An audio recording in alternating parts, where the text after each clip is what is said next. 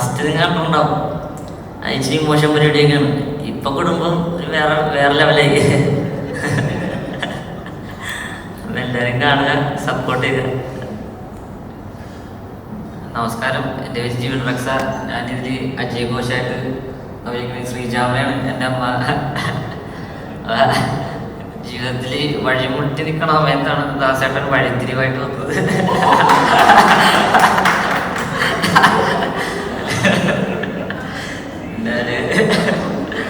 നല്ല ഒരു കുടുംബം തന്ന് ഞങ്ങളെ ഉൾക്കൊള്ളിച്ച് സഹിച്ചാണ്ട് തോമസേട്ടനൊക്കെ ഇതിൽ അങ്ങനെ ആടിയതിൽ ഒരുപാട് സന്തോഷം. പിന്നെ എല്ലാവരുടെയും സപ്പോർട്ട് കൊണ്ടാണ് ഇവിടം വരെ എത്തിയെന്ന് വിശ്വസിക്കുന്നത്.